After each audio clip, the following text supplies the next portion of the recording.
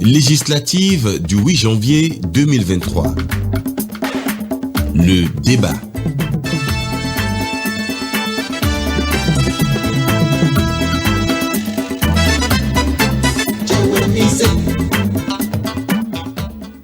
Madame, Messieurs, bienvenue et merci d'avoir répondu présent à l'appel de la Haute Autorité de l'Audiovisuel et de la Communication pour ce débat qui s'inscrit dans le cadre de la campagne médiatique pour les élections législatives de cette année.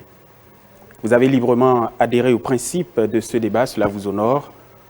Et cette confrontation d'idées va se mener autour de la question de la coopération régionale et sous-régionale. Le Bénin, vous le savez, est membre de plusieurs parlements internationaux tels que le comité interparlementaire de l'UEMOA, le parlement de la CEDEAO, le parlement panafricain. Mais qu'est-ce qu'il en tire? Comment se joue et se déjoue la diplomatie parlementaire, nos relations avec nos voisins, mais également avec les institutions sous-régionales? Dans un contexte sécuritaire assez tendu aujourd'hui, quel levier activer pour renforcer la coopération régionale et sous-régionale? Voilà quelques questions qui seront au cœur de notre débat. Mais avant d'aller un peu plus loin, mon confrère va nous rappeler à tous les règles qui vont guider la conduite du présent débat. Loris Fridi Davor, bonsoir. Bonsoir chers tous, bonsoir mesdames, messieurs, merci de prendre ce débat. Les règles dans cet exercice sont les suivantes. L'ordre de prise de parole à l'issue du tirage au sort permet au parti Les Démocrates d'ouvrir ce débat. Ce parti sera suivi du parti Bloc républicain, le BR, à la deuxième place. Troisième place, la FCBE, pour prendre la parole dans ce débat. Et puis le MPL vient en quatrième position. L'UDBN sera la cinquième formation politique à s'exprimer dans cet exercice. Et puis le MOL Bénin vient à la sixième place pour prendre la parole. Et pour terminer dans l'ordre du tirage au sort, bien évidemment, l'Union progressiste, le Renouveau, à la septième place, bien évidemment, à l'issue du tirage au sort. Ce n'est pas tout pour ce qui concerne les règles dans ce débat. Chaque formation politique aura droit à 12 minutes rigoureusement.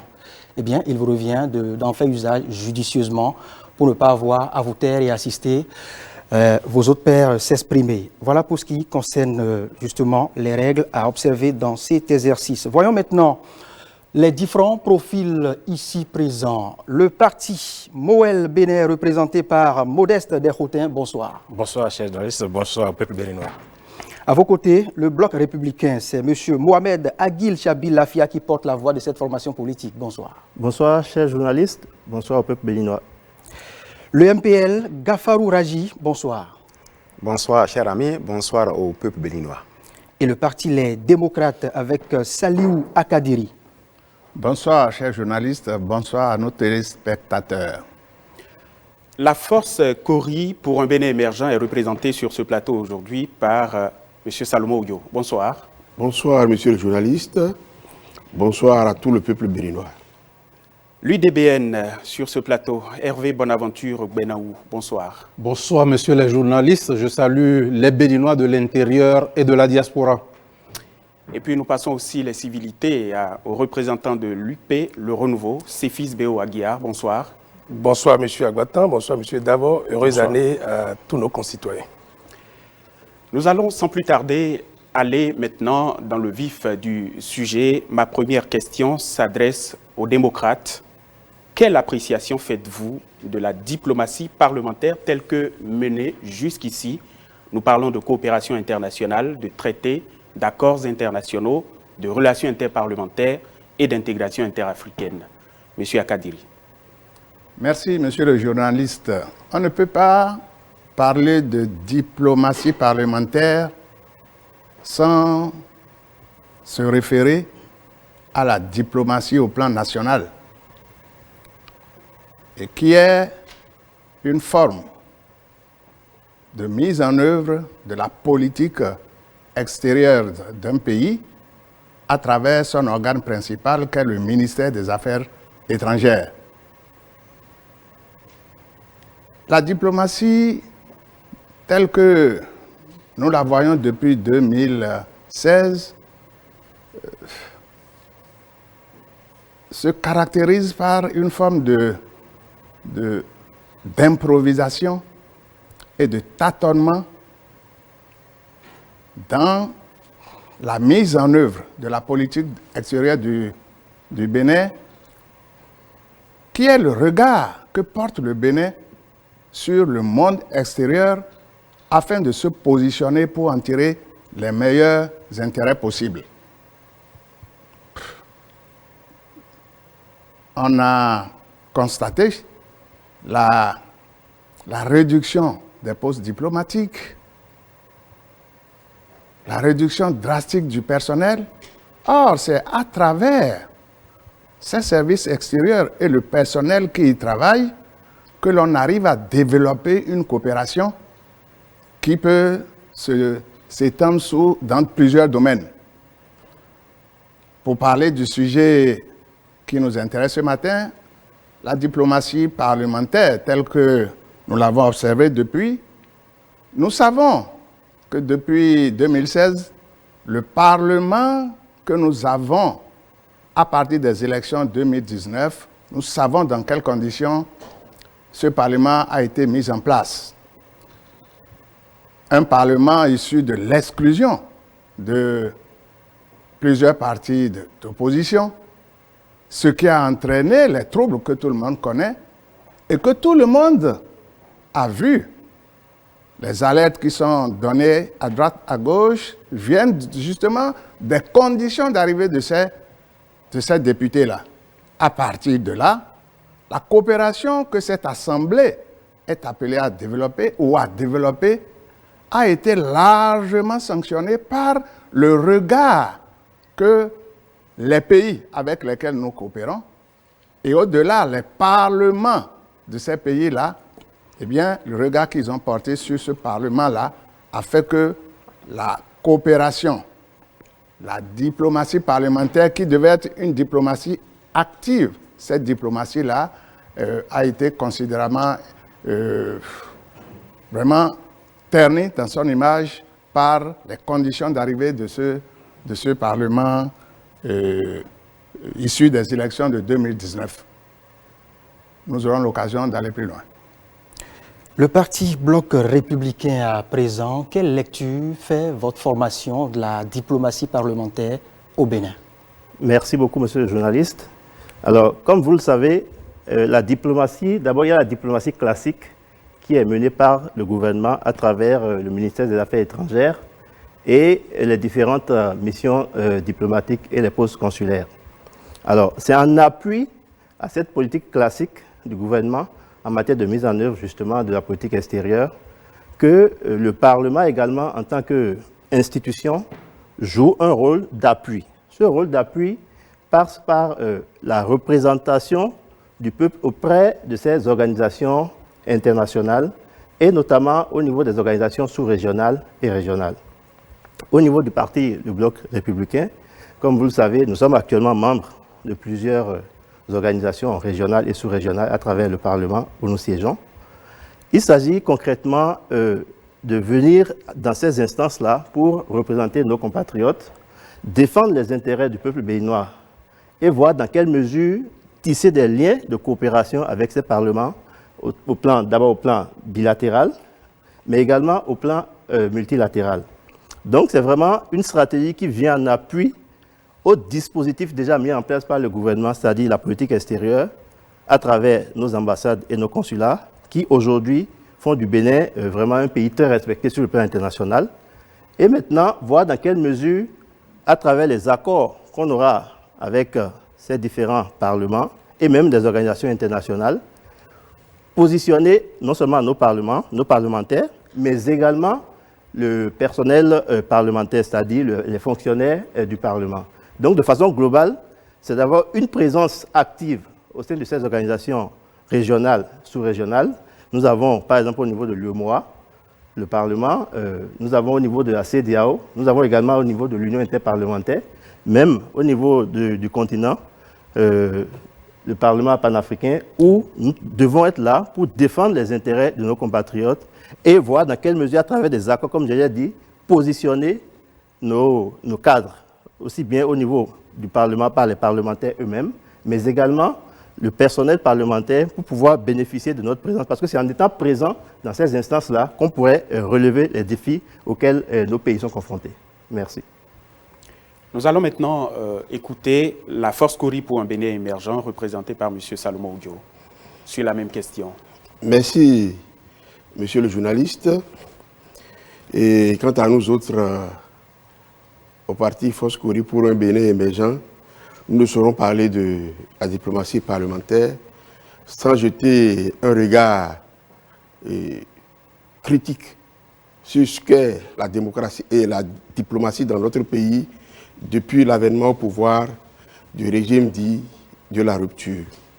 Voyez-vous, le Bénin, avant 2016, on a été habitué à l'organisation de plusieurs sommets internationaux dans notre pays, ce qui rendait beaucoup plus vivifiant notre diplomatie.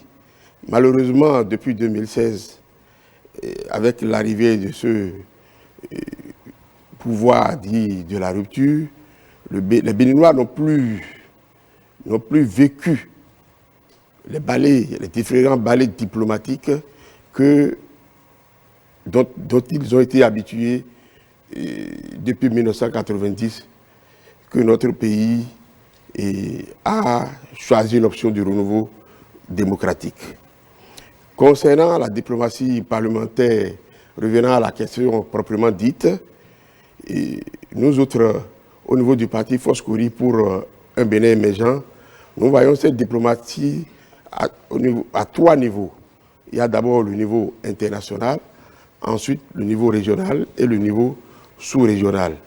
Mais force est de constater que le Parlement qui a représenté le peuple béninois depuis 2019 à ce jour a été élu dans des conditions vraiment déplorables que nous connaissons ici tous, des conditions sur lesquelles nous ne voulons pas revenir parce que ça fait partie d'un passif, je dirais, malheureux pour notre peuple, ce qui a fait que durant toute leur mandature, nous n'avons pas senti une diplomatie parlementaire digne de ce nom, digne de celle à laquelle nous avons été habitués depuis 1990. Alors, c'est pour dire que au niveau du parti Force Kori pour un Bénin émergent, nous pensons qu'il faut revoir les relations entre les pays frères, nos relations qui nous lient avec les pays frères. Nous avons assisté à la fermeture de la frontière par le Nigeria pendant près d'1 an. Et nous nous rendons compte aujourd'hui que les visites des chefs d'État sous-régionaux et régionaux sont rares chez nous.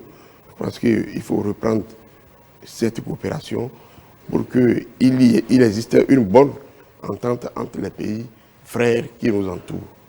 Je vous remercie. C'est au tour du parti MPL maintenant de nous livrer sa lecture, son analyse, bien évidemment, de notre diplomatie parlementaire. Merci beaucoup. Je voudrais d'entrée remercier le peuple béninois qui, par ces temps, par ces moments où nous fêtons sans grands moyens, et lui promettre, pour sa patience, je disais qu'il allait le remercier pour sa patience, et lui promettre que bientôt, tout cela sera du passé et nous allons tous ensemble retrouver le sourire. Je voudrais saisir l'occasion aussi pour leur former nos voeux de santé, de paix, de joie, de prospérité au nom du parti Mouvement Populaire de Libération. La diplomatie parlementaire, et ça peut être considéré comme l'activité diplomatique qui a pour cadre les grandes organisations internationales et qui se déroulent en conséquence dans les enceintes des assemblées parlementaires. Alors, quand vous jetez un regard sur ce qui s'est passé je vais m'attabler sur la 8e législature. Comment cette 8e législature pourrait être efficace si les conditions de sa mise en place sont des conditions que nous déplorons tous. Vous êtes au courant que cette législature a été l'une des législatures qui a été mise sous alerte par la APF. Donc, fondamentalement, avec ce collier au cou, elle n'a pas pu jouer efficacement le rôle qui est le sien pendant les 4 ans qui sont passés. C'est à déplorer, mais c'est pourquoi nous sommes là aujourd'hui, pour pouvoir tenter de restaurer non seulement la démocratie, mais la démocratie parlementaire et tout ce qui a trait autour de la diplomatie dans le cadre de notre Assemblée nationale. Je voudrais dire au peuple béninois qu'ils ont déjà été assez patients et qu'il ne reste qu'un petit laps de temps à passer pour pouvoir retrouver le sourire, comme je l'ai dit à l'entame de ma prise de parole. Nous aurons l'occasion de développer les assaillants de cette diplomatie parlementaire qui a véritablement déserté le forum. Merci. Nous allons maintenant écouter l'UDBN qui est représenté sur ce plateau par M. Hervé Bonaventure Benaou. Votre analyse, votre lecture de la diplomatie parlementaire telle qu'elle a été menée jusqu'ici. Merci, monsieur le journaliste. Je remercie aussi le peuple béninois qui nous donne la possibilité d'opiner sur cette question de la diplomatie parlementaire. Avant d'opiner sur cette question, il est important de regarder la diplomatie classique et de voir un peu ce qui a été fait dans le cadre de cette diplomatie classique-là. J'ai entendu dire tout à l'heure sur ce plateau que des consulats, des ambassades ont été fermés. Je ne voudrais pas utiliser les mêmes mots, mais plutôt parler de régionalisation. Régionalisation d'ambassades, régionalisation de consulats, et qui ont permis quand même de rationaliser les moyens d'action qui étaient mis à la disposition de ces structures, de ces institutions, pour permettre à l'État béninois d'être plus efficace à l'extérieur. Et donc cette régionalisation nous a conduit aujourd'hui à 14 ambassades au total, dont 4 en Afrique. Nous avons 69 consuls honoraires qui officient à travers le monde entier. Nous avons également 161 institutions et États qui sont représentés dans notre pays et qui participent à donner de la visibilité à l'État béninois, que ce soit à l'intérieur comme à l'extérieur du pays. Et nous constatons que cette régionalisation a permis de doter les pôles qui ont été créés de plus de moyens pour être dynamiques et performants, de les mettre plus au service du développement de la nation béninoise. Et nous concevons au niveau de l'UDBN que la diplomatie parlementaire, c'est un ensemble de pratiques et d'actes qui visent donc à mettre le rayonnement du Bénin, le développement du Bénin au-delà de toute chose. Au-delà de ça, cette diplomatie parlementaire devait nous aider à renforcer la démocratie à l'intérieur du pays, renforcer et dynamiser nos relations avec les pays frères et amis, les institutions frères et amis, et œuvrer pour la participation active du Parlement béninois aux instances parlementaires, que ce soit sous-régionaux, régionaux et internationaux. Et cela dit, nous constatons que le Bénin participe au comité interparlementaire de l'UEMOA. Nous constatons que le Bénin participe au Parlement de la CEDEAO, au Parlement panafricain, à l'Union interparlementaire africaine, à l'Union interparlementaire, à l'Assemblée parlementaire paritaire des ACP-UE. Nous constatons que le Bénin participe également à l'Assemblée parlementaire de la francophonie, à l'Union parlementaire des États membres de l'Organisation de la Conférence islamique. Nous constatons que le Bénin participe à la conférence des présidents d'Assemblée de l'Afrique de l'Ouest et également au Conseil des droits de l'homme des Nations Unies. Ce n'est pas peu, c'est beaucoup de choses. L'UDBN entend investir dans ces acquis, valoriser ces acquis et travailler à les renforcer pour qu'à travers nos actes et nos pratiques parlementaires, nous puissions avoir plus de visibilité à l'international et dans la sous-région. Je vous remercie. Mouel Bénin a son tour maintenant de se prononcer. Mouel Bénin représenté par M. Modeste Desroutin. Dites-nous comment votre formation politique appréhende la diplomatie parlementaire en exercice au Bénin. Alors, merci, chers journalistes. Je profite de l'occasion pour présenter mes vœux au peuple béninois qui nous a délégués, que nous représentons ici. On ne peut pas parler de démocratie parlementaire sans jeter un coup d'œil, comme l'ont fait mes prédécesseurs, sur la diplomatie classique. Vous voyez, je pense qu'on doit dépasser désormais le débat de l'Assemblée nationale a été mal positionnée ou l'Assemblée a été mal mise en place. On va dépasser ce débat-là parce qu'ils ont fini. Nous allons au contraire aller de l'avant et trouver que cette coopération parlementaire doit retrouver ses lettres de noblesse. Elle doit être beaucoup plus dynamique. Dynamique parce que le contexte actuel d'insécurité, caractérisé par le terrorisme, oblige à réfléchir autrement. Lorsque l'État central pose des actes, j'ai entendu tout à l'heure sur ce plateau qu'on a fermé les ambassades, je tiens à rappeler que la fermeture ou la création d'une ambassade relève du pouvoir discrétionnaire du chef de l'État. On appelle ça acte de gouvernement. Lorsqu'il s'agit d'un acte de gouvernement, on ne saurait y faire grand-chose. Et n'oubliez pas que la Constitution confie au chef de l'État la détermination et la conduite de la politique nationale. Donc sur ce point-là, je pense qu'il revient à ce chef de l'État-là de rationaliser au besoin, suivant ses préoccupations, suivant ses attentes et suivant ses objectifs. On ne saurait trop commenter cela parce que malheureusement, ça fait partie de ses prérogatives. Alors, sur l'autre point, diplomatie parlementaire, je pense que la grande question, c'est quel est l'apport de cette diplomatie-là au développement? Quel apport, qu'est-ce que nos compatriotes, du moins nos représentants ou les députés font de cette diplomatie-là? Moi, je m'interroge et je dis, avant d'aller participer à ces institutions sous-régionales, régionales et internationales, qui est-ce qu'on envoie? Parce que, n'oubliez pas ici, quand on parle de coopération, nous sommes dans un contexte international, où on fait appel à plusieurs États. Les autres États ont leur politique, mais nous autres, quelle est la politique que nous adoptons pour avoir une visibilité au plan régional, sous-régional et même international? Quelle est la politique que nous adoptons? Et là, ça m'amène à la question, qui nous envoyons? Parce que si on envoie des gens qui ne sont pas imprégnés des réalités des relations internationales, si nous envoyons des gens juste parce que, ils appartiennent à un parti politique et voici, et par pur hasard, ils se retrouvent dans ces instances-là, je pense qu'il y a problème. Et c'est là la nécessité de redynamiser. À Moelle-Bénin, nous on a dit on va changer les choses parce que c'est le parti d'ailleurs qui représente toutes les couches socio-professionnelles. Et donc il y a aussi les artisans, les femmes, tout, et les cadres aussi. Parce que pour aller dans ces instances et faire rayonner et donner de la visibilité à notre État, il faut que ceux qu'on y envoie soient à même de le faire. Donc, moi, le Bénin se place dans cette dynamique-là, de changer les choses et de capitaliser certainement l'apport qui est fait et surtout dans cette matière de sécurité ou d'insécurité grandissante qui oblige aujourd'hui à ne plus rester en autarcie. Le Bénin seul ne peut plus avoir une politique à l'interne de sécurité, c'est plus possible aujourd'hui. On va revenir certainement tout à l'heure sur les détails. Merci. Union progressiste, le renouveau.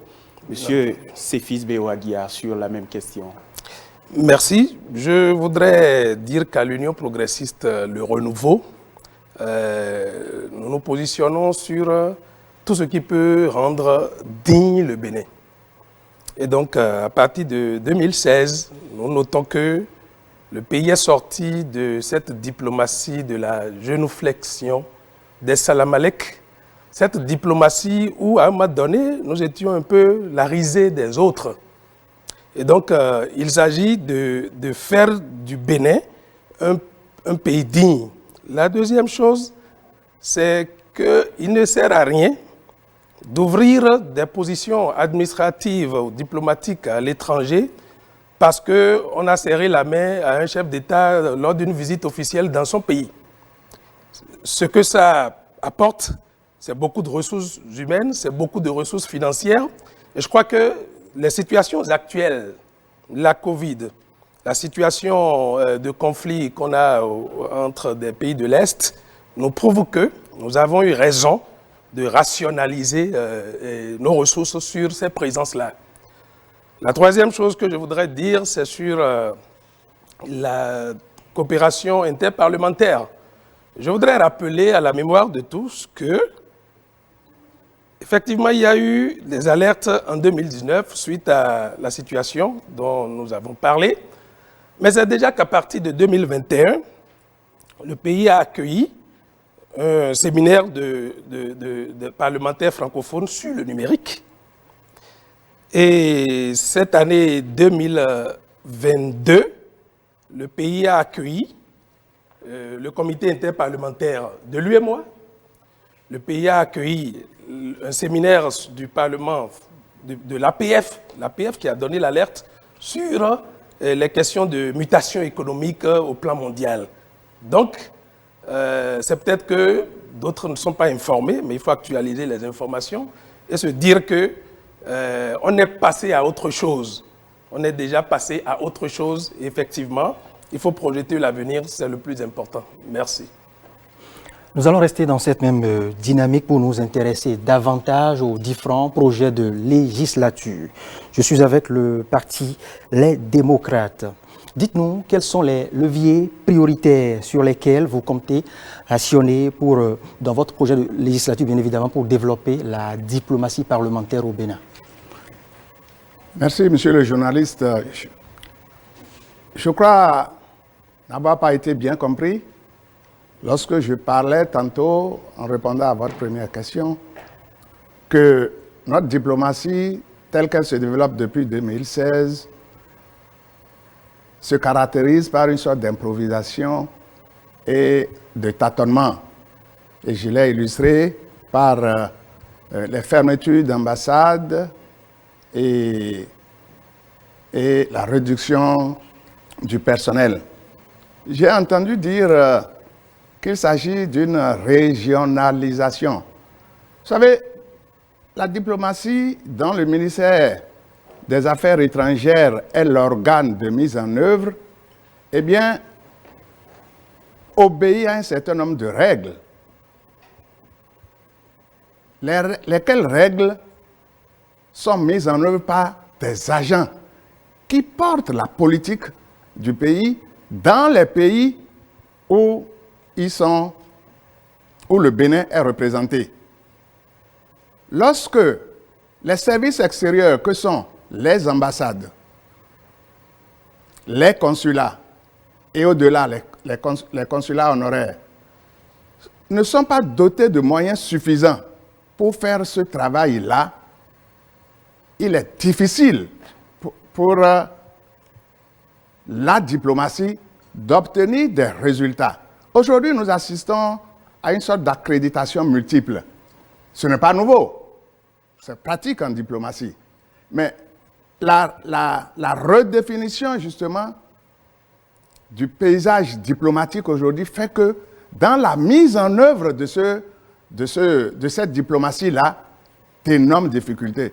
Le ministre des Affaires étrangères, récemment, a dit que le budget 2021 était de 22 milliards et que celui de 2022 est de 16 milliards. Et que cela a permis justement aux services extérieurs d'être plus dans la modernité. C'est apparu dans la nation. Mais lorsque vous sortez et que vous entendez nos compatriotes dans les difficultés par rapport au passeport, parce qu'en parlant de modernité, c'est un effort.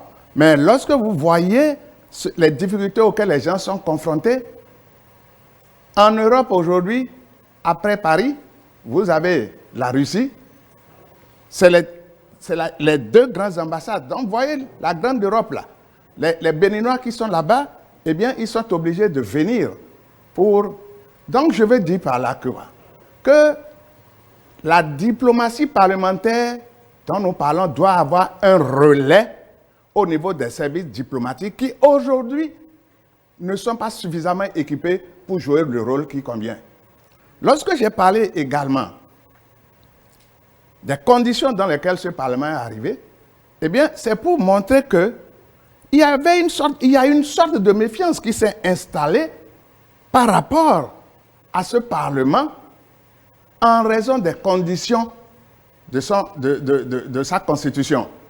Et à partir de là, les parlements dont nous parlons, le comité interparlementaire de l'UMOA, le parlement de la CEDEAO, le parlement africain, et au-delà, lorsqu'on regarde les précédentes législatures, le parlement ACP, Union européenne, Afrique, Caraïbes, Pacifique, c'est des occasions justement pour nos parlementaires de montrer la fierté d'être de ce pays-là qui a été une référence en matière démocratique.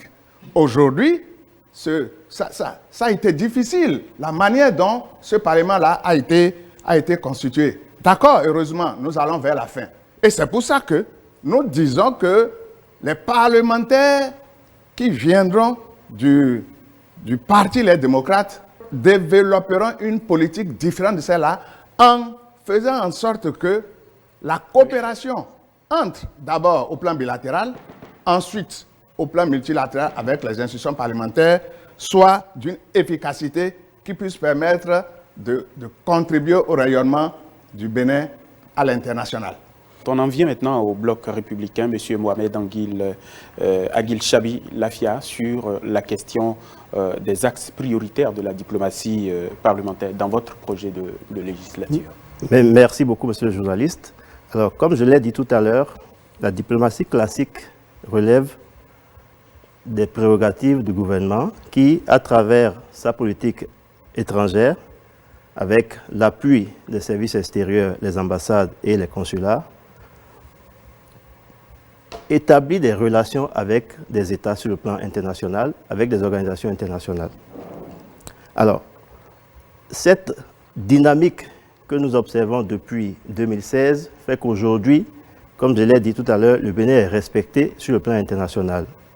Cette présence sur la scène internationale fait que nos compatriotes qui sont à l'extérieur, à travers les ambassades et les consulats, ont un certain nombre de services consulaires.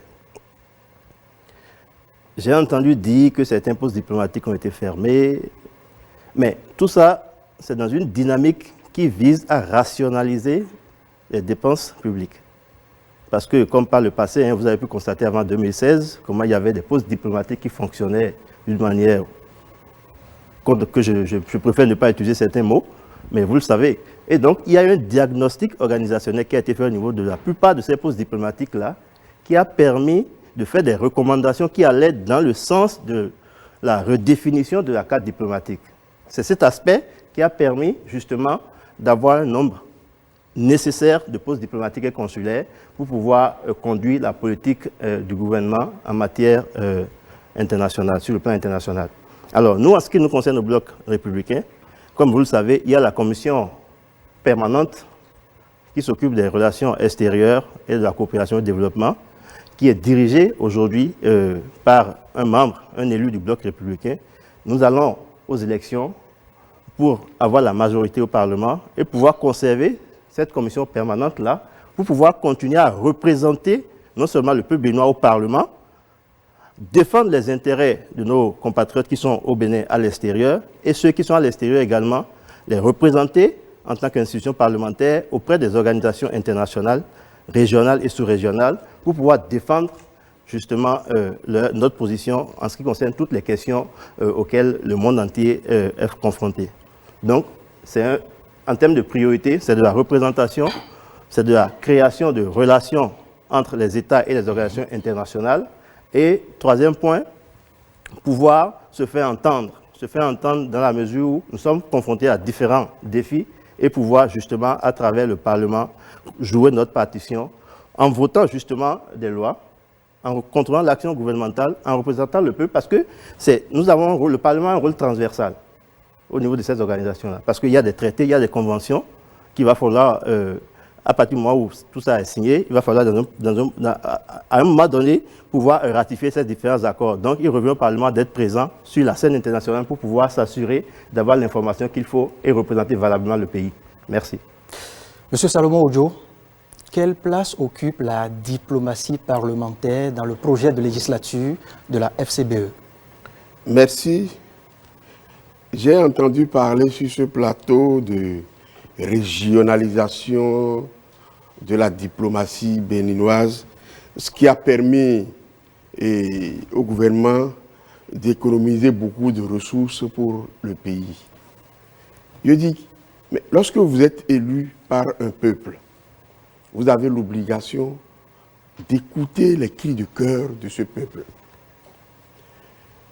Nous avons une diaspora, nous avons des frères, des sœurs, un peu partout dans le monde, qui aujourd'hui souffrent du fait de la réduction drastique de nos représentations diplomatiques à l'extérieur pour renouveler une pièce, un passeport, tout ce que les Béninois payent comme prix aujourd'hui, nous le savons, à moins que nous n'ayons personne, aucun parent à l'extérieur. Ce n'est pas que ce que nous disons, nous sommes contre un gouvernement. Mais nous disons, lorsque vous êtes élu, il faut écouter la voix du peuple. La plupart de nos concitoyens qui sont à l'extérieur aujourd'hui déplorent cette affaire de régionalisation de la diplomatie, parce qu'ils en souffrent. Lorsque vous vivez dans un pays extérieur, étranger, et que vous êtes brimé par une police, que vous êtes brimé par les citoyens de ce pays-là, à qui vous devez auprès de qui vous avez l'obligation de courir, le devoir de courir pour vous faire entendre. Il n'y a que les ambassades. Mais s'il faut parcourir des milliers de kilomètres avant d'atteindre une ambassade pour vous faire entendre, vraiment c'est pénible pour nos concitoyens.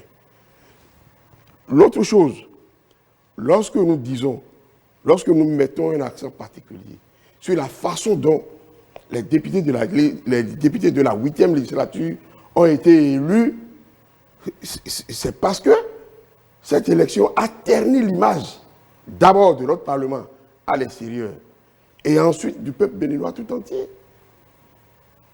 Et nous autres, nous sommes heureux que ce soit la fin de ce Parlement monocolore.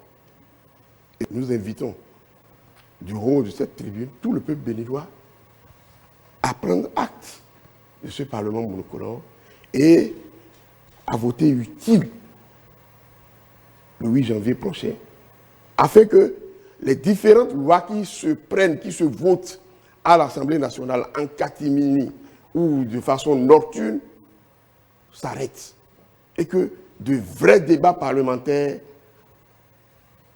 s'installent autour des différentes lois que notre Parlement est appelé à voter pour le peuple béninois. Je vous remercie. Voilà. La parole est à M. Gafarou Radi du MPL. Merci beaucoup. J'entends à répétition la phrase de la diplomatie classique. La diplomatie classique. La diplomatie classique en question dont on parle ici rime à quoi? La fermeture des ambassades, des représentations diplomatiques, ou, si vous le voulez, les termes que j'ai entendus ici, la régionalisation des représentations diplomatiques. Mais dans quel dessein? Quel est le projet enfin?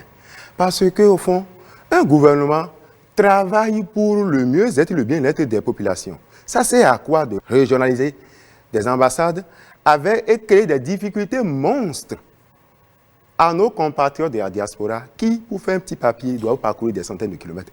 Ou pour régler. Et puis, mieux, ce que nos amis ici ne voient pas, c'est que si une ambassade est censée diriger 3 pays et qu'on lui ajoute une vingtaine de plus, c'est une charge supplémentaire qu'on lui donne. Et le timing qu'il faut pour répondre à un dossier est drastiquement rallongé. Dans ces conditions, comment est-ce qu'on peut espérer l'efficacité de l'action? Je pense que ça a peut-être fait l'objet d'une étude et ce sont les résultats, les conclusions de la dite étude qui ont permis d'instaurer cette politique. Mais je pense qu'elle est suicidaire. Elle est suicidaire. Si vous avez des frères à l'extérieur, ils doivent pouvoir vous le dire, qu'ils éprouvent le martyre pour pouvoir régler les problèmes.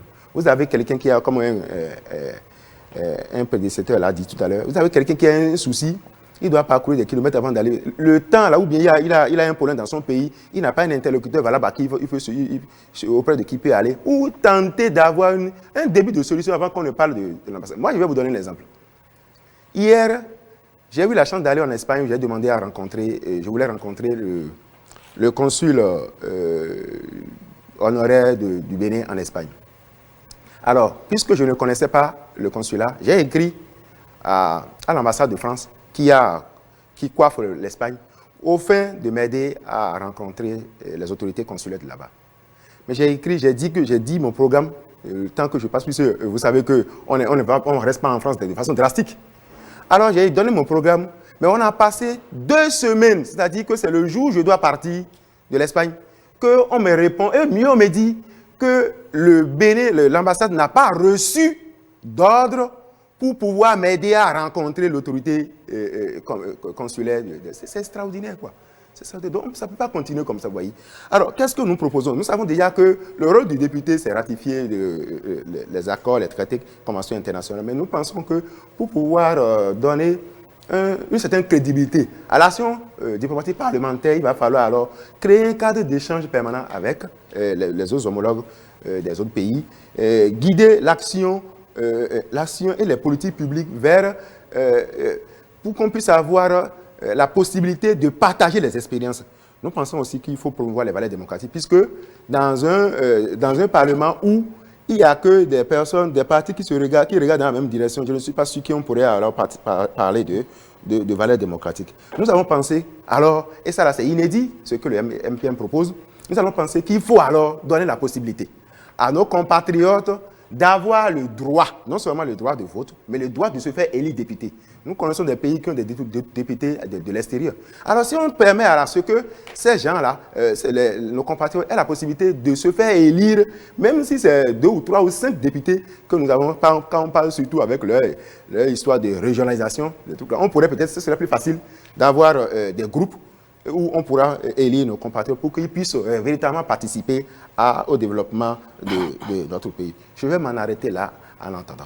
Hervé Bonaventure Benaou de l'UDBN, comment comptez-vous développer la diplomatie parlementaire? Monsieur le journaliste, je vous remercie. Je crois, j'ai entendu tout à l'heure le collègue de MPL parler d'une étude qui aurait été faite, et c'est vrai, avant de mettre en œuvre la stratégie de régionalisation.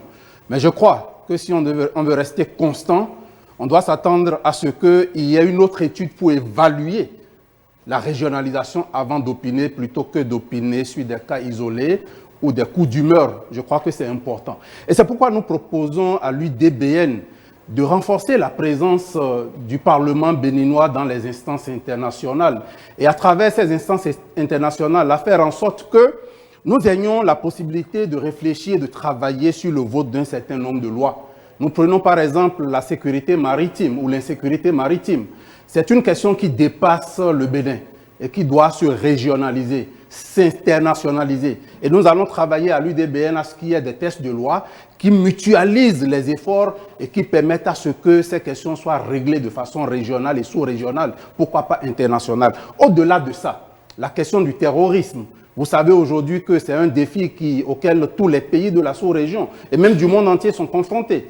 Au niveau de l'UDBN, nous pensons qu'il est important, quand nous serons à l'Assemblée, de travailler à ce qu'au niveau sous-régional également et au niveau régional, il y ait des textes de loi qui permettent la mutualisation des efforts de défense pour pouvoir endiguer ce fléau-là qui ne cesse de s'étaler dans notre sous-région et dans notre région. Au-delà de ça, nous pensons qu'il est important aussi de commencer à réfléchir à comment est-ce qu'il faut faire les échanges de cadres. Nous avons évoqué ça. L'UDBN, la priorité, ce sont les femmes, l'autonomisation des femmes. Ce sont également les jeunes, leur autonomisation, la question de l'emploi. Il y a beaucoup de jeunes, de femmes qui ont des diplômes dans ce pays et dont les pays de la sous-région ont besoin.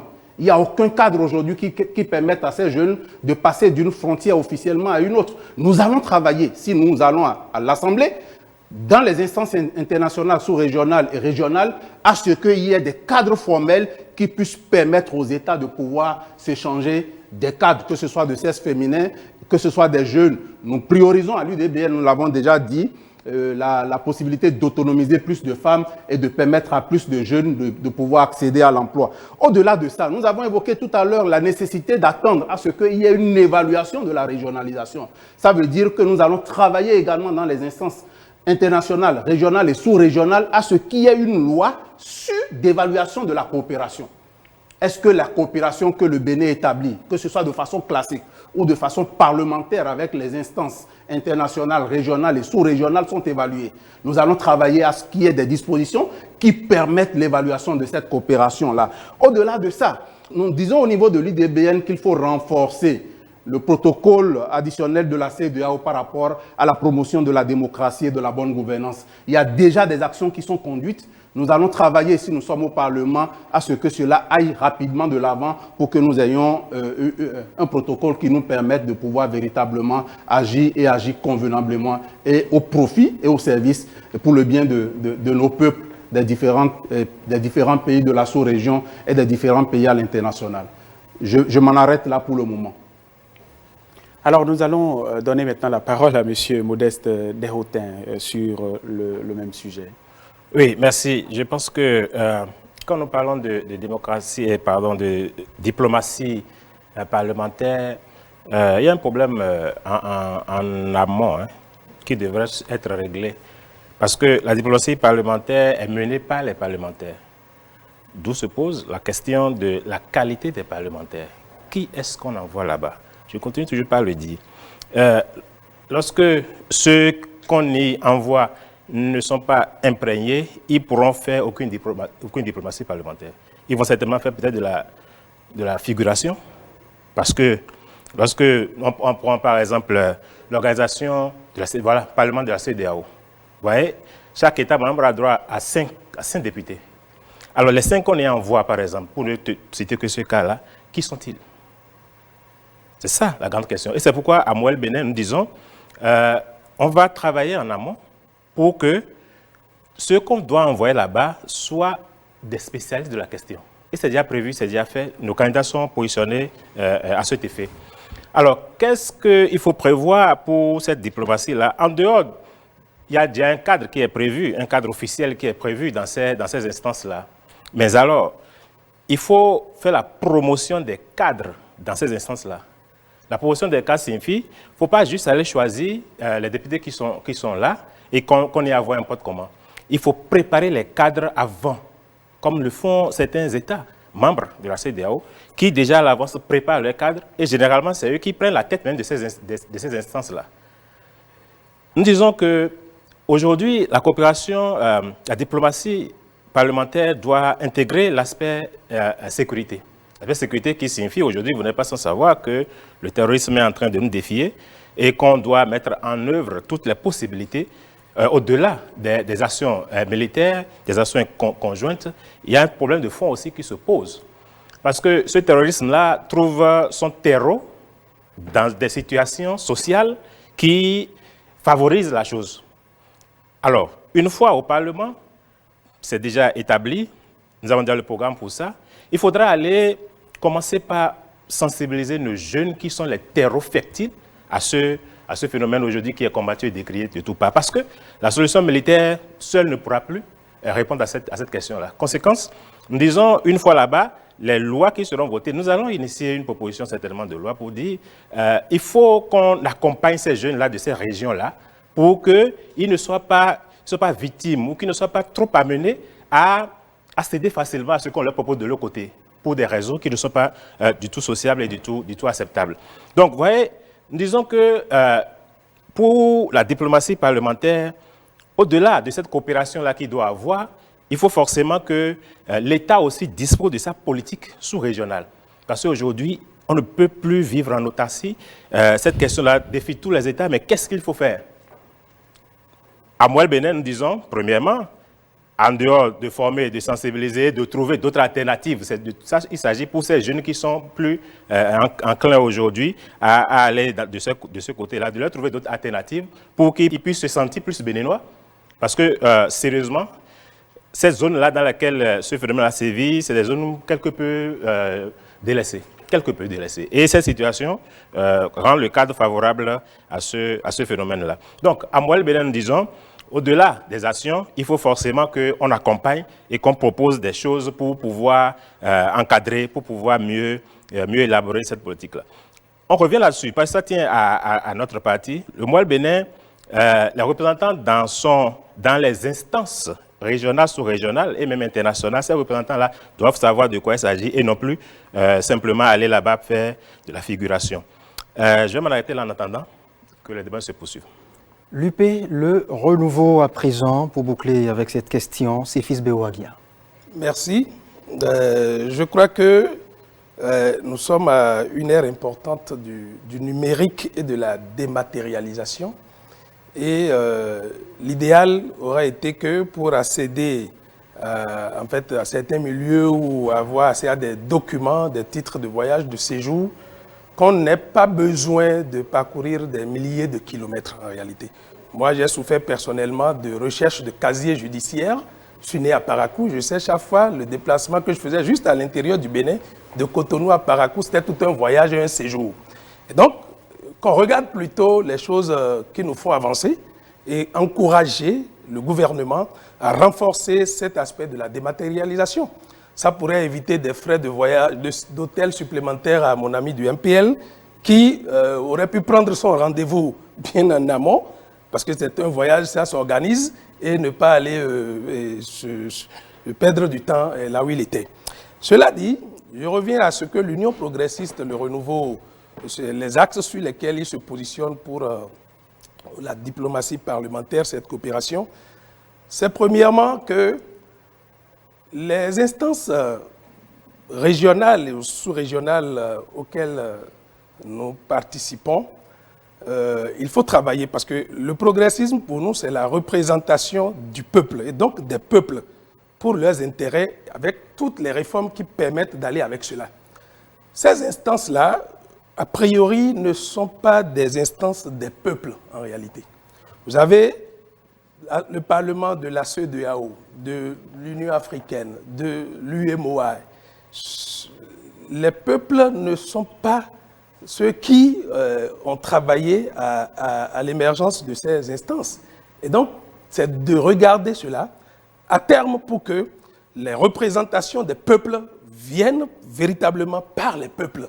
C'est plus large. Ça peut paraître très lointain, mais c'est un positionnement progressiste. Deuxièmement, c'est sur les questions économiques. Depuis 2021, la ZELEC, la zone de libre-échange économique, est passée dans l'effectivité.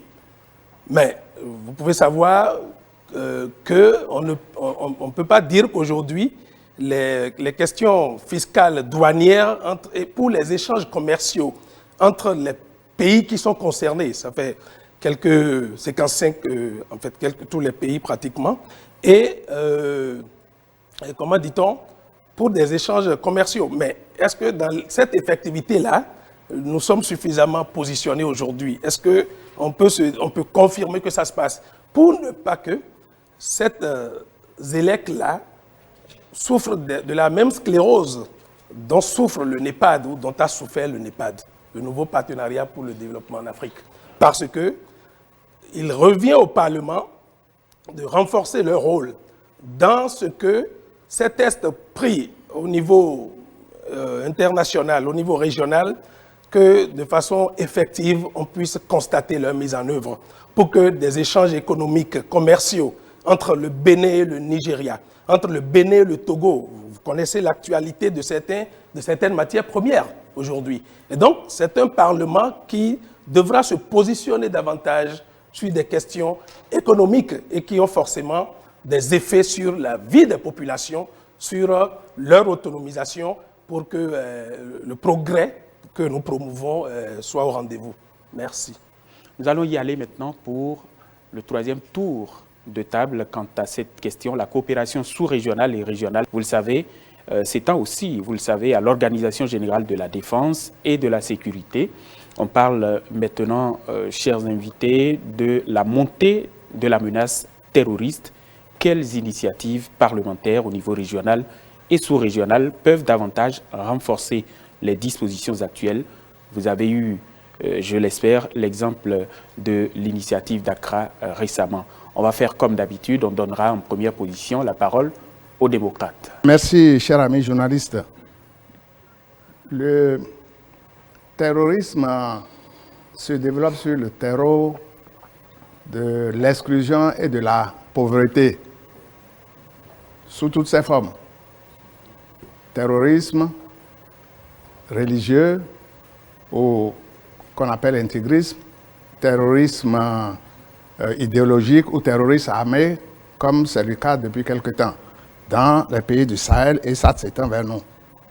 dès lors que la pauvreté et l'exclusion sont les causes, nos parlementaires, lorsqu'ils seront à l'Assemblée, vont développer une politique, vont aller dans le sens de l'éradication de la pauvreté et de l'abandon de la politique d'exclusion. Ensuite, ils vont proposer des actions pour associer les populations à la lutte contre le terrorisme à travers les renseignements.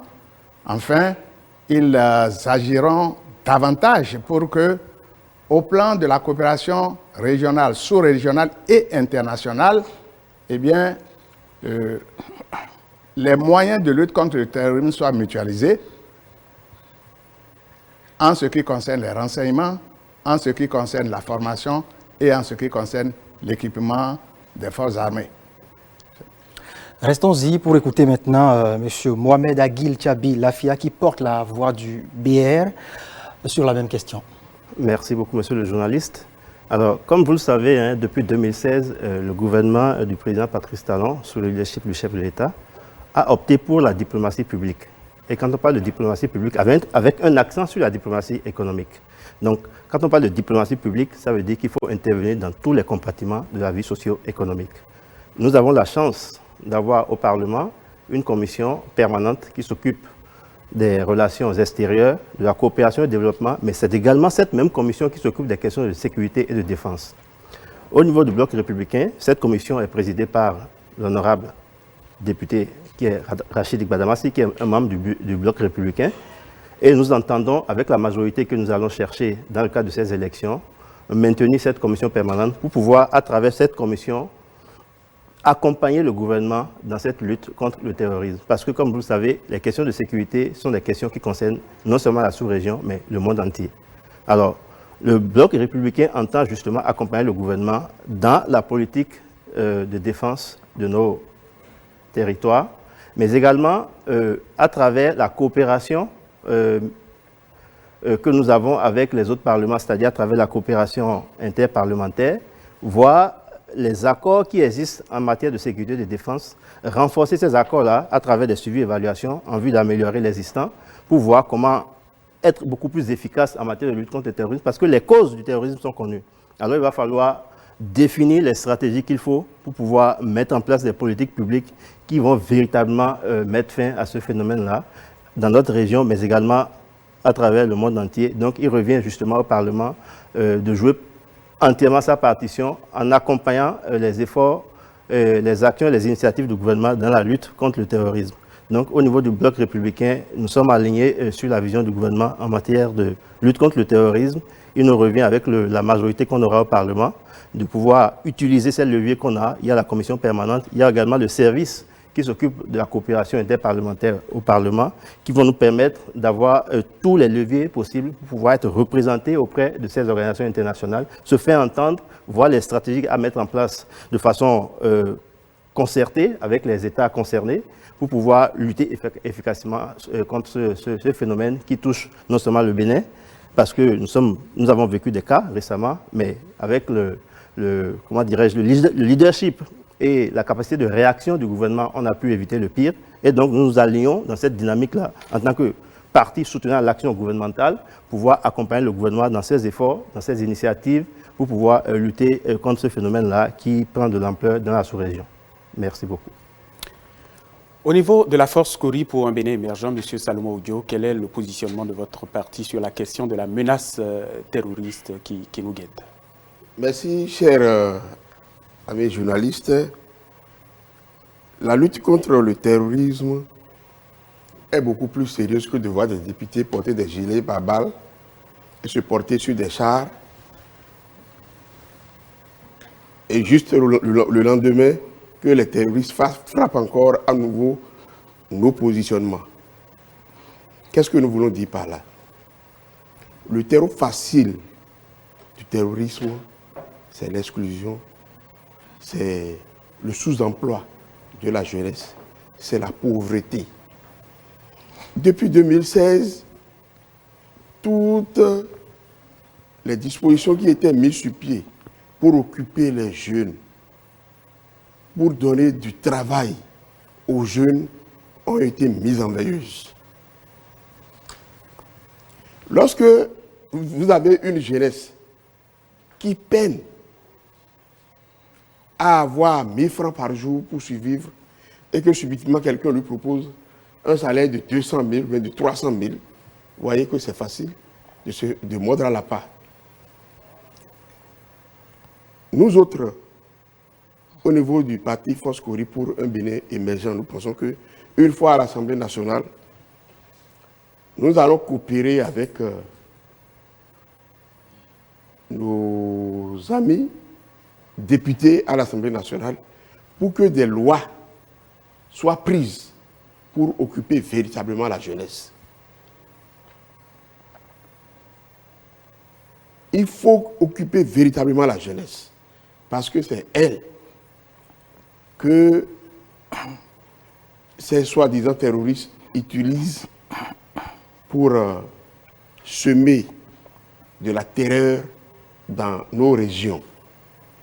L'autre chose sur laquelle il faut mettre l'accent, c'est le renseignement.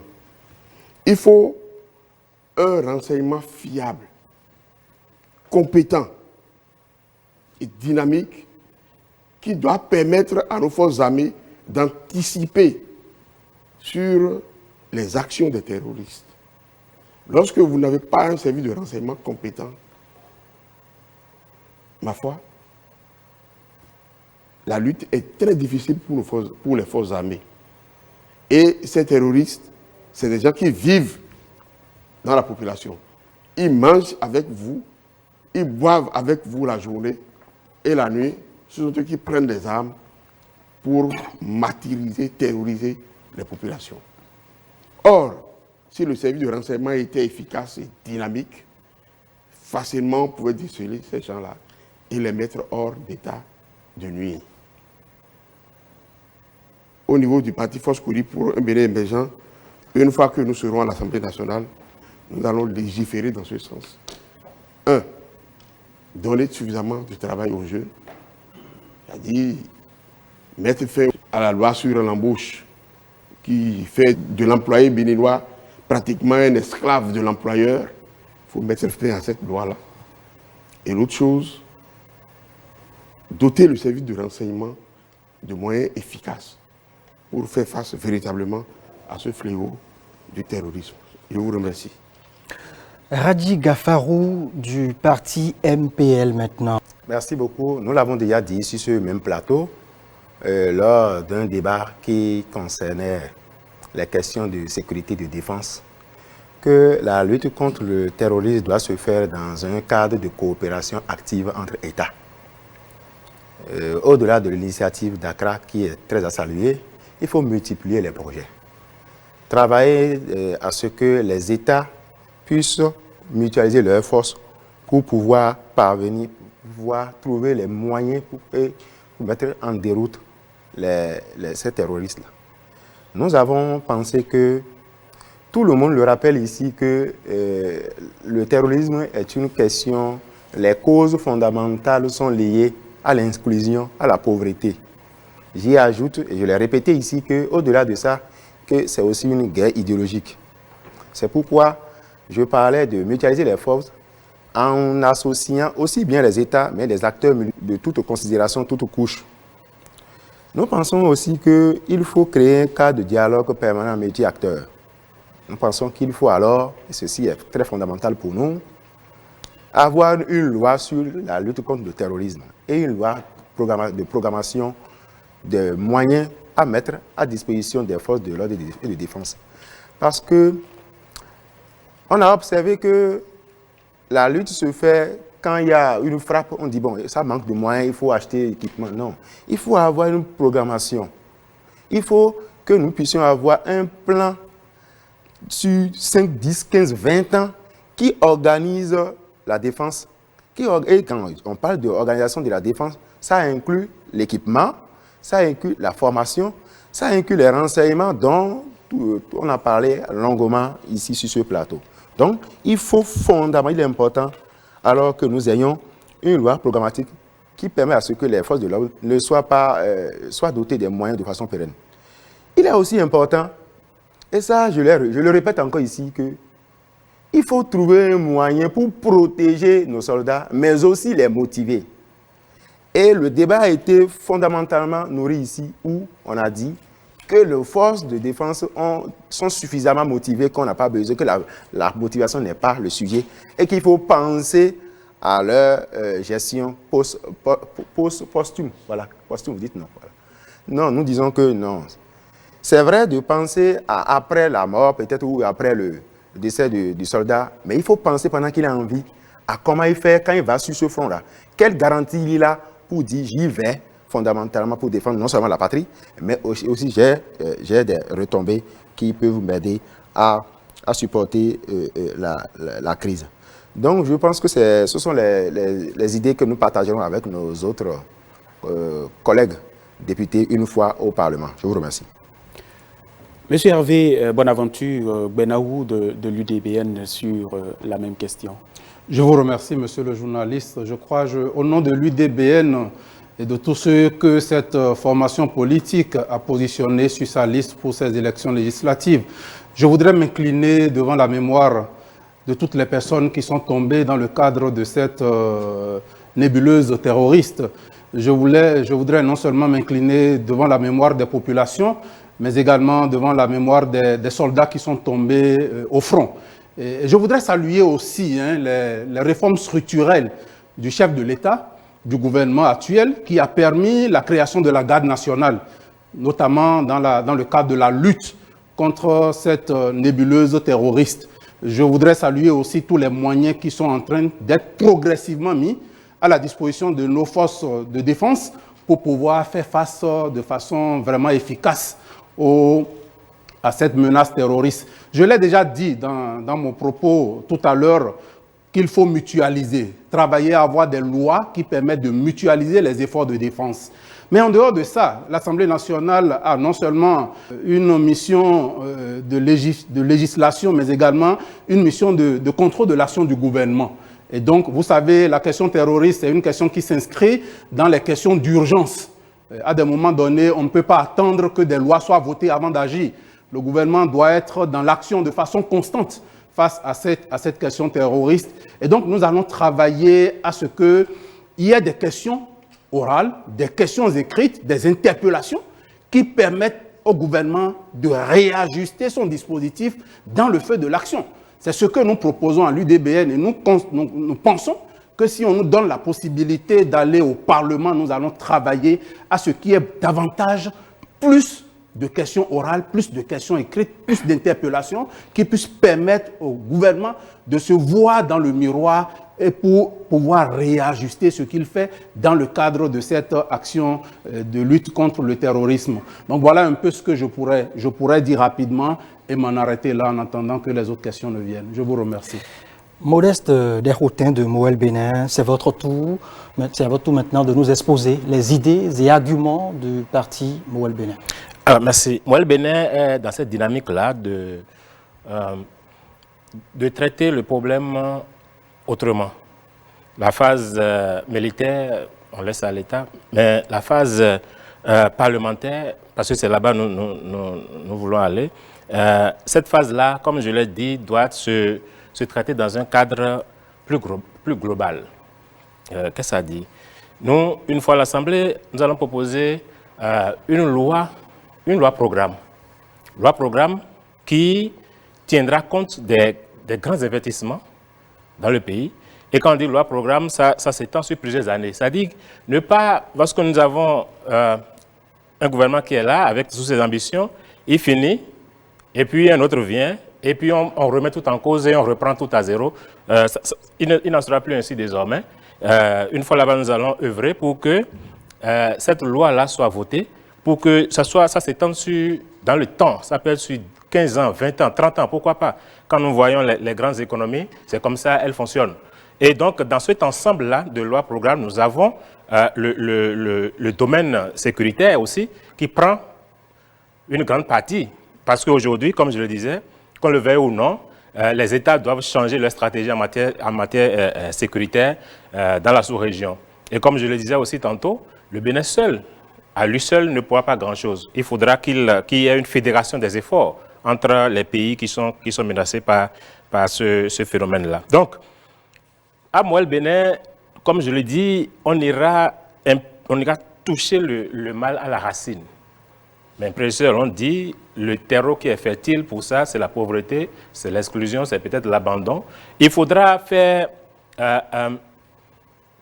monter le sentiment de nationalisme ou le sentiment de patriote désormais. Parce qu'on a l'impression que ces jeunes-là qui sont aujourd'hui peut-être manipulés parce que pauvres, parce qu'ils n'ont pas les moyens, ne se sentent pas suffisamment béninois.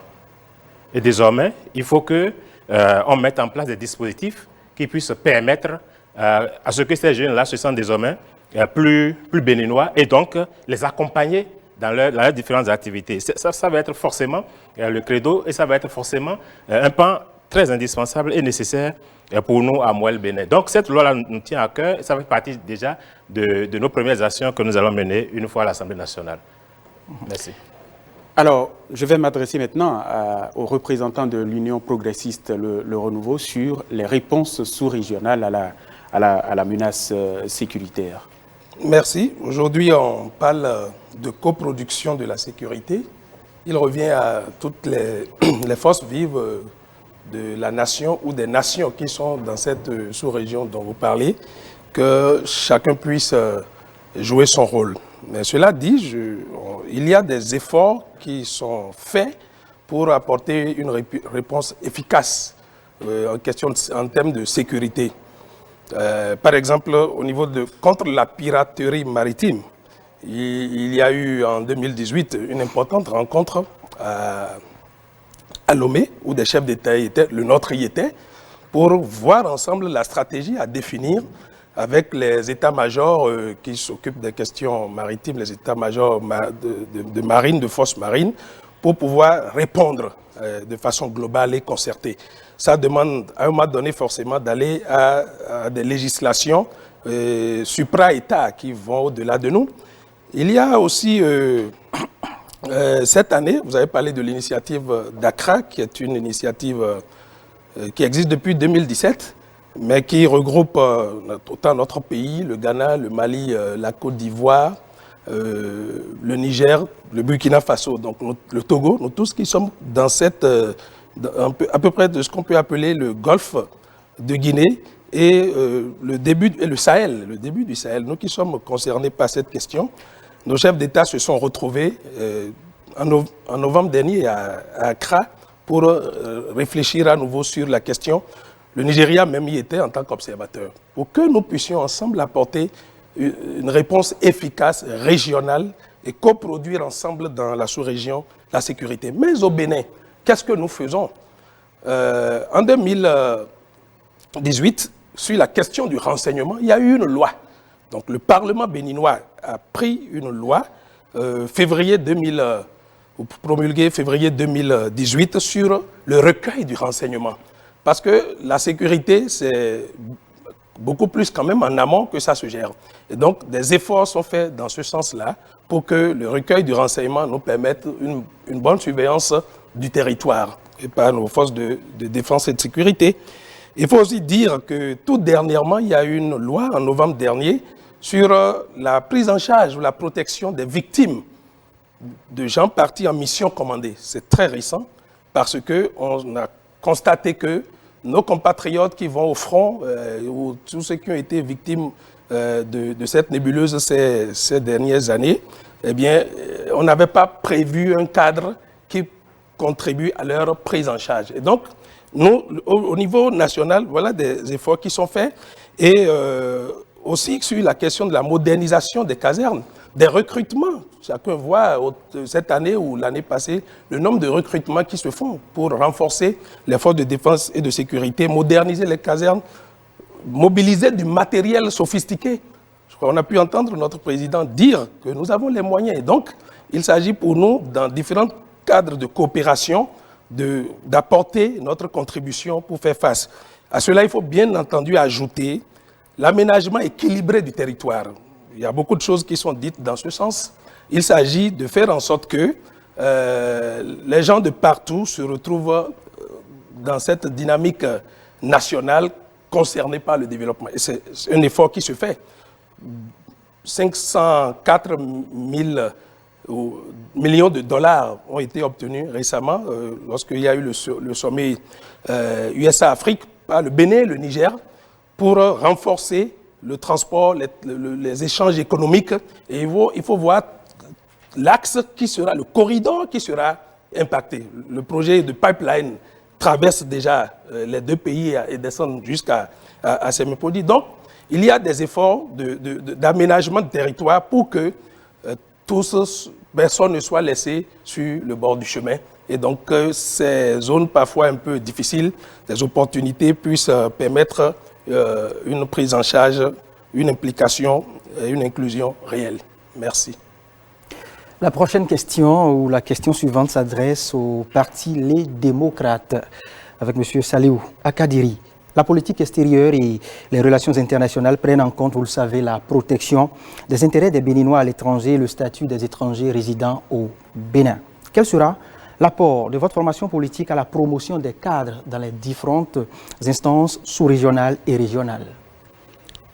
Nous avons développé, en répondant à une question, le fait de la réduction drastique des services extérieurs et de la réduction du personnel.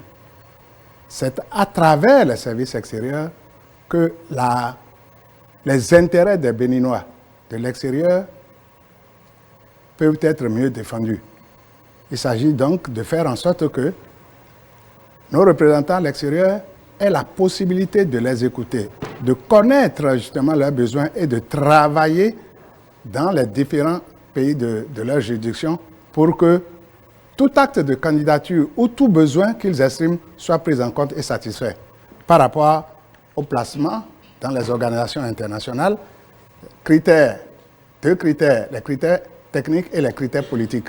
Il s'agira pour nous, comme ce fut le cas dans le passé où le Bénin était présent dans plusieurs organisations, de trouver les meilleurs profils qui répondent au poste à pouvoir, mais surtout de faire en sorte que l'image du pays, à travers sa gouvernance, soit une image respectable, une image acceptée, et que nous développions une diplomatie active et réaliste pour que nous évitions les échecs que nous avons connus ces derniers temps.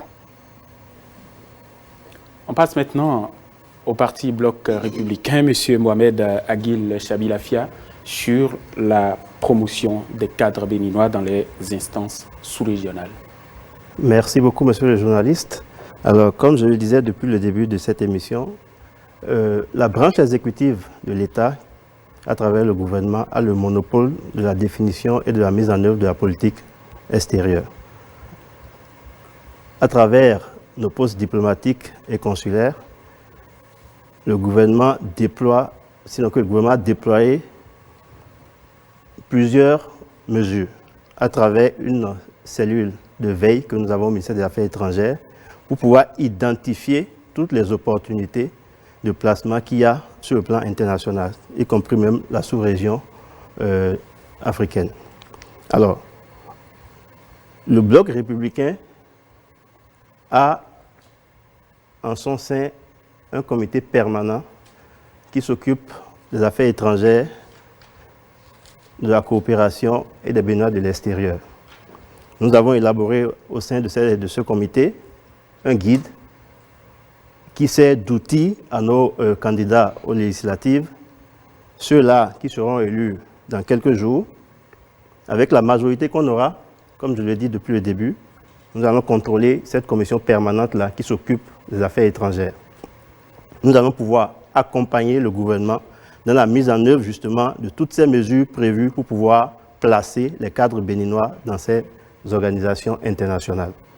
Et comme vous le savez, depuis juin dernier, il y a eu un accord cadre qui a été signé entre le ministère des Affaires étrangères et le Parlement béninois en termes de coopération sur tous les plans. Alors cet accord va nous permettre de renforcer déjà ce qui se fait en matière de placement par le gouvernement et de trouver des voies et moyens à travers le Parlement béninois pour pouvoir positionner nos cadres. Quand je dis positionner nos cadres, je parle des meilleurs. Parce qu'il faut une adéquation entre les profils et les postes qui seront exigés à l'international. Donc, il y aura une sélection qui sera faite au niveau interne pour pouvoir envoyer ceux-là, représenter valablement le Bénin à l'extérieur pour pouvoir améliorer une fois encore l'image de marque que nous avons présentement sur la scène internationale. Donc, le Parlement sera là pour appuyer le gouvernement dans toutes ses actions en matière de positionnement des cadres sur la scène internationale. Merci. La force Cori pour un Bénin émergent, représentée à cette tribune par Salomon Odjo, sur la même question. Je vous remercie. Nous voyons que depuis 2016, le Bénin vit dans une sorte d'autosuffisance diplomatique où on pense qu'on peut se passer des autres. Et cela a impacté le positionnement de nos cadres dans les différentes institutions sous-régionales et régionales. La dernière à laquelle le Bénin a tenté de faire représenter ou bien de faire élire un de ses enfants ou bien filles en la personne de Mme Ouessavi, nous avons échoué. Cela veut dire que pour pouvoir positionner nos cadres dans les institutions sous-régionales et régionales et internationales, il faut une diplomatie intense. À l'entame, nous l'avons dit, qu'aujourd'hui, notre diplomatie n'est pas intense.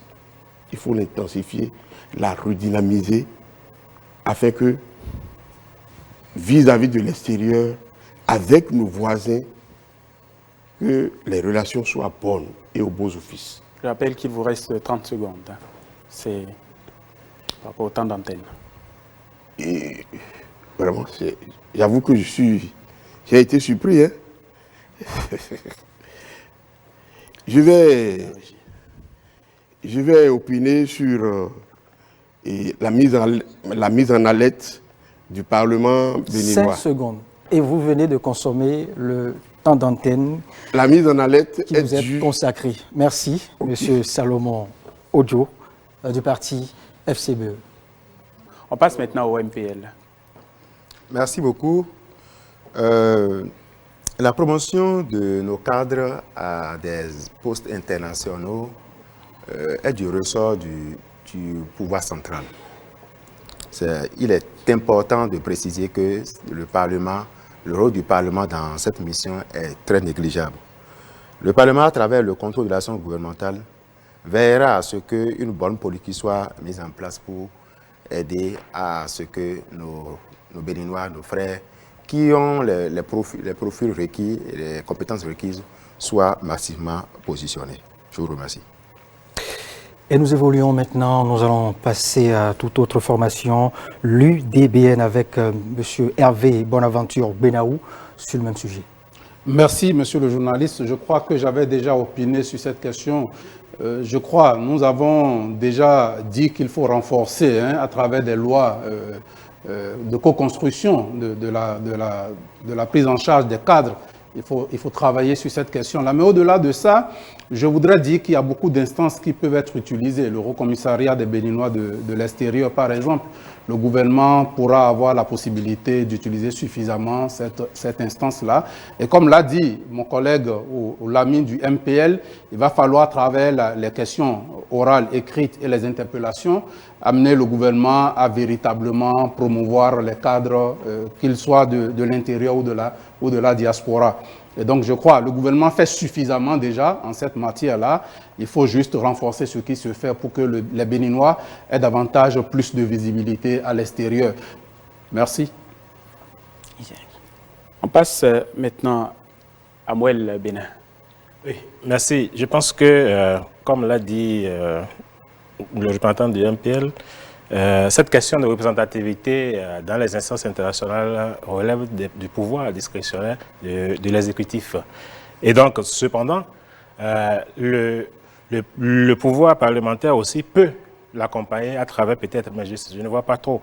Parce que, tel que le font les autres États, ils préparent leur cadre. Parce qu'un cadre a beau être proprement ou techniquement bon, il faut forcément il faut forcément que politiquement, il puisse être aussi accompagner et positionner. Ce qui amène à dire que, à inviter les populations à voter massivement, Moël, de nous envoyer pour qu'on puisse aller accompagner l'action du chef de l'État, on puisse aller l'accompagner et à la limite ou alors au besoin contrôler cette action-là pour recadrer cette action dans l'esprit et dans la vision, dans la dynamique qu'est celle du développement général et du bien-être, cette dynamique-là de paix au niveau des populations, pour que les populations vaquent normalement à leurs occupations sans avoir la paix à l'esprit. Je vous remercie. C'est bouclé, vous avez consommé votre temps d'antenne, monsieur Modeste Desroutins de Moël Bénin. L'UP Le Renouveau. Merci beaucoup. Je voudrais dire que toutes les organisations régionales ou sous-régionales ou internationales auxquelles le Bénin est parti, tout va bien parce qu'à aucun moment on ne s'en est retiré depuis tout le temps. Et aussi, c'est qu'il faut travailler à être à jour de nos contributions parce que c'est ce qu'on ne voit pas. Un État a des obligations envers les organisations internationales. Lorsque vous n'êtes pas à jour, cela peut avoir un impact sur la promotion des citoyens de votre pays. Vous avez moins de minutes. Et ce que nous faisons, c'est surtout de donner une image de grandeur au Bénin. C'est le plus important et l'Union progressiste, le renouveau, demande à tout un chacun d'apposer son cachet ici le 8 janvier prochain pour conforter notre majorité à l'Assemblée nationale. Je vous remercie. Merci, monsieur Séphis Béo-Aguia. C'était, je rappelle, l'UP Le Renouveau par rapport à votre temps d'antenne. On le voit bien, il a été consommé. Pour la question suivante, on fera avec ceux qui sont encore dans la course. On va redonner la parole aux démocrates. Le parti Les démocrates invite le peuple béninois à voter massivement pour la flamme de l'espoir et de l'espérance, son logo, afin que, au soir du 8 janvier, il y ait une assemblée qui ne subira pas le sort connu par l'Assemblée dont le mandat prend fin et qui a fait l'objet de l'alerte du Parlement francophone. Son logo est sur la première rangée des logos. À droite, la femme de l'espoir et de l'espérance.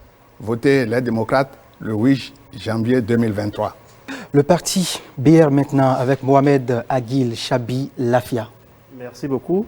Je n'ai pas besoin de rappeler que le parti Bloc républicain est aujourd'hui le parti le plus structuré, le plus ordonné en matière de rigueur, de méthode. Donc, je vous invite à voter massivement pour le Bloc républicain, pour faire de ce parti le parti majoritaire au Parlement, pour que nous puissions représenter valablement le peuple béninois à l'intérieur comme à l'extérieur du Bénin. Je vous remercie. On passe maintenant la parole au MPL. Je voudrais rappeler que nous savons pourquoi le Parlement béninois avait été mis sous alerte. On ne peut pas espérer avoir des lauriers après avoir mis en place un Parlement monocolore qui ne reflète aucunement les réalités sociopolitiques de notre pays. Pour ça, il faut que ça change. Et nous sommes clairs que c'est un triste épisode qui doit être gommé de notre processus démocratique. Et c'est pour ça que le Mouvement populaire de libération va à ce scrutin avec son logo que vous connaissez déjà, le balai Akiza, et qui est situé en bas, totalement en bas, vers la première position en bas, quand vous quittez la droite vers la gauche. Le balai, tout le monde sait ce qu'on peut faire avec le balai, c'est pour nettoyer. Nous vous donnons le pari alors de nettoyer le Parlement le 8 janvier 2023. Aux jeunes qui viennent d'avoir l'âge pour voter, je vous invite sincèrement à faire le choix juste, le choix qu'il faut pour que notre Parlement soit restauré, notre démocratie soit restaurée, et que nous puissions à un moment donné rompre avec la léthargie, rompre avec la dictature, rompre avec le chômage, rompre avec les velléités d'une révision opportuniste de notre Constitution. Il y a les vérités qui sont là. Je vous invite encore une fois à faire le choix juste. J'espère bien que vous voyez ce que je dis. Le balai, on sait ce que c'est un balai, ce que fait un balai. Il n'y a pas autre choix qu'il faut faire. Le choix qu'il faut, le choix juste qu'il faut, c'est le balai du MPL, le Mouvement populaire de libération. Je vous remercie et je vous souhaite une très bonne fête de fin d'année. Bonne et heureuse année à chers Béninois. L'UDBN. Nous avons dit l'essentiel dans le cadre de ce débat il faut juste renforcer la lutte contre la pauvreté dans le cadre des actions sociales du gouvernement, renforcer les innovations introduites par le chef de l'État en matière de diplomatie. Il faut également travailler à ce que les outils digitaux soient utilisés suffisamment pour permettre à ce que nous ayons les résultats que nous attendons. Au-delà de ça, je voudrais inviter tout le peuple béninois. J'ai entendu dire sur ce plateau qu'il faut des hommes de qualité pour aller faire de la diplomatie parlementaire de qualité. Ce sont ces hommes de qualité que l'UDBN vous propose. Je voudrais inviter tout le peuple béninois, notamment les jeunes majeurs, les femmes qui sont notre priorité, les jeunes qui sont notre priorité, à faire le geste utile, à voter le maïs nourricier. Nous avons des principes, l'inclusion, l'égalité, l'équité. Nous sommes en train de travailler à ce qu'on légifère autrement. Nous travaillons à ce qu'il y ait un Parlement qui soit basé sur la concertation sociale. Nous travaillons à ce que nous renforcions le blason de l'Institut parlementaire du Bénin. Voilà un outil qui a été pris mais qui a été abandonné, oublié carrément. Nous pensons que l'UDBN va travailler à ce que nous puissions véritablement et fondamentalement investir sur ces leviers, sur ces chantiers-là. Et c'est pourquoi nous vous invitons à voter massivement, à faire le geste utile, à voter l'UDBN. Vous voyez sur le spécimen, c'est le logo le plus jaune et qui porte le maïs nourricier. Qui dans ce pays ne mange pas du maïs? Qui dans ce pays peut faire la grève avec le maïs? Personne. Et donc faites le geste utile, travaillez à ce que nous fassions la promotion des femmes, des jeunes, d'une autre manière de légiférer dans notre pays. Ne restez pas chez vous, sortez massivement, allez voter, c'est un devoir, un droit citoyen. Accomplissez-le pour le bonheur de notre pays, pour que l'UDBN ait suffisamment de représentants au Parlement. Je vous remercie. Voilà, et la régie me signale aussi qu'il restait 20 secondes de temps d'antenne à l'UP le Renouveau. Monsieur Séphis Béouaguia. Je m'en doutais bien, je vous remercie. Je trouve que il reste à notre pays de bien regarder l'avenir, de consolider les acquis que nous avons pour maintenir le cap. Et ça, c'est l'Union progressiste, le Renouveau, dans son offre politique qui vous présente ce projet. Je vous remercie. Merci à vous. À vous, Loris Freddy, d'abord. Eh oui, Isaac Agbatan, fidèles amis, nous voici au terme de ce débat au cours duquel les 7 représentants des partis politiques en lice ont exposer leurs différents arguments, verbes et exemples pour se faire comprendre non seulement du téléspectateur que vous êtes, mais aussi et surtout de l'électeur. Rendez-vous donc le 8 janvier, au soir du 8 janvier bien évidemment, pour nous convaincre du parti qui aura le mieux convaincu les citoyens béninois. Législative du 8 janvier 2023. Le débat.